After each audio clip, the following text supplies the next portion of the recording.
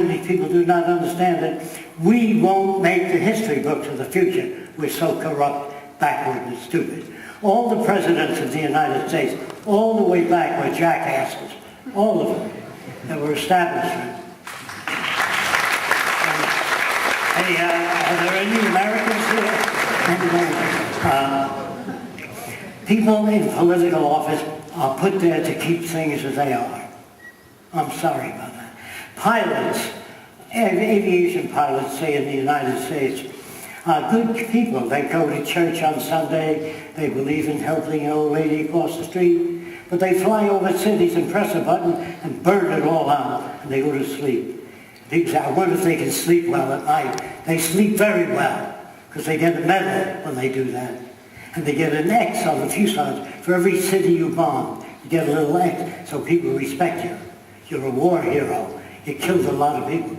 We don't believe in armies and navies. We believe in training people as problem solvers, so we can bridge the difference between nations.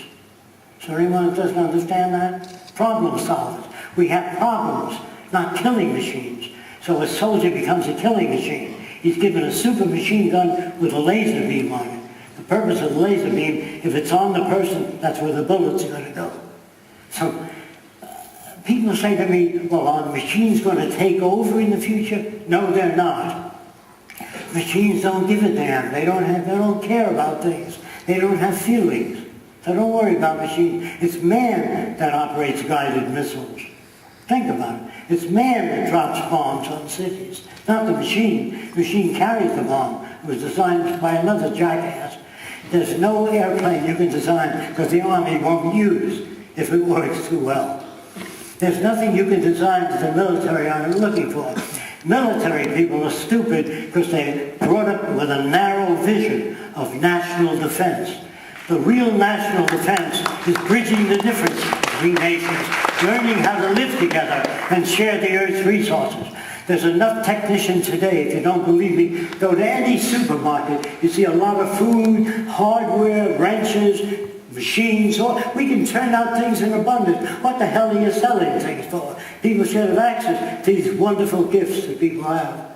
So in the future, we eliminate money. You go to an access center and access wherever you want. It's the same for doctors, lawyers. There's no lawyers in the future. There's no investment bankers. There's no brokers. There's nobody that contributes nothing to society. Everybody be brought up as a functional unit of society. Now, if you go out here and look at your own cities, you will see every building is a different size, a different design. All the windows are different sizes. So you can't design for sustainability because he makes windows a different size. He makes windows another size. So how are you going to have sustainability with all these different kinds of cars? What you need is intelligent transportation that takes you anywhere within the city in a short amount of time. Now, you're going to have to take my word for this. When I was a kid, women, as a rule, used to operate elevators. They turned a crank. They never quite got to the floor and moved it up until that elevator arrived on the floor. Now, if the door's closed on you, too bad. Today, they back off, and you press 17, the elevator stops exactly on the 17th floor. You don't have that. You move people out. And in our society, we move people out of government.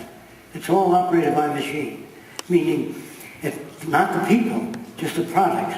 The farming, the agriculture, the production, it's all machine design, program.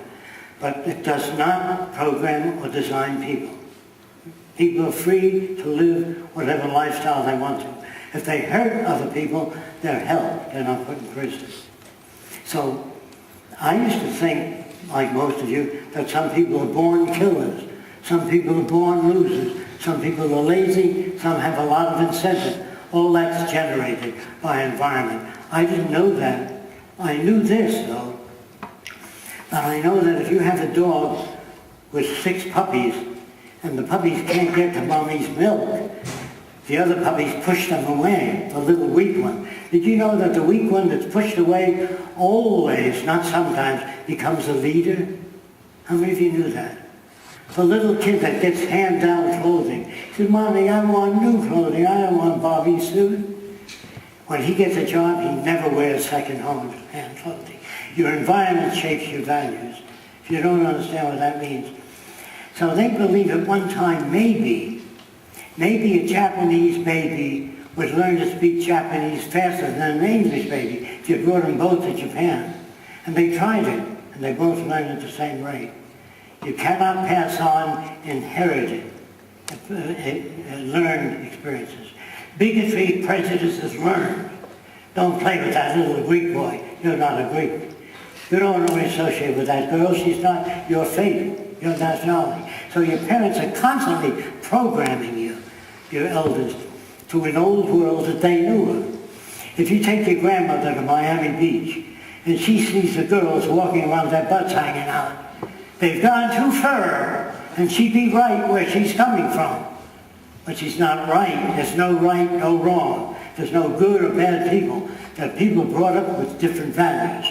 Like they're brought up in Sicily, and a guy looks at your sister with sexual intent, you whack her. Because if you catch your wife in bed with another guy in Latin America, you can shoot them both. Or you can shoot your wife or the guy. And the judge in that country can understand that.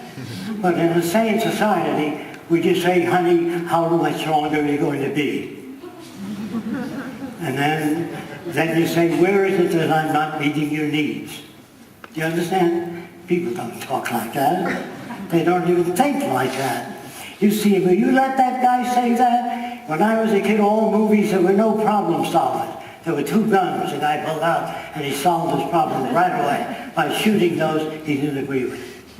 So you see, the movies you see is the same old soap opera over and over again.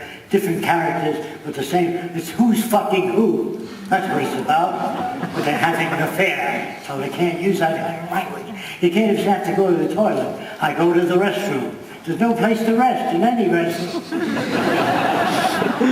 So the world you live in is really artificial as hell. Now even the word love, I said before, sometimes you love a person, sometimes you don't, sometimes you like yourself. So love is a fluctuating thing. So if you marry a guy because he's great, then you find out certain things you don't like about him, you scratch your head, do I really love him or don't? Sometimes you do, sometimes you don't. Depends on what he does. So you see, it's the same for women. But if you believe in romantic love all your life, the guy's going to be wonderful. The guy with the golden hair, the guy that rides a white horse. You get that from movies. The movies are really concerned with one thing, profit. They don't give a damn. They don't make movies that are against war. It wouldn't serve their interest. Do you understand? If they make one movie against war, they'll make 500 pro-war. Because there's more money. So you live in a world that's based on the monetary system. And that's why you can't have justice. So when people say to me, will you talk about sustainability? I can't talk about it because it has different meanings for different people. The only kind of sustainability that I know of is one world. Is you bring all the nations together. Those of you that don't quite understand that, the cost of World War II, I'm talking about flattening out Germany, England was bombed flat. I mean, all of those costs, knocking out the museums, veterans' payments after the war, could have housed everybody on earth, could have built hospitals all over the world, and give every research lab whatever the hell they needed. What a waste, what a form of stupidity. 400 ships on the bottom of the sea, loaded with copper, brass, tungsten, all these valuable things sunken. We won the war. We lost a lot of resources and human beings for no reason at all. We keep going to war, and then it seems to stop. Why is that? Because there's a lot of profit in war. When you own a factory that makes airplanes, you make a lot of money. That's why I said, in times of war, if there was total conscription of men, machines, and they told you to buy war bonds, that'll bring Johnny home faster. Well, if money and your bonds bring Johnny home faster, why not conscript all the money of all the banks and bring Johnny home fast? Because there's no profit in it. So you see, the world you live in is unsustainable. It's going to run into jams all over the world, continuously. Now, bankers like to lend you money at interest. When you put your money in a bank, they lend it out. And if a person borrows money from the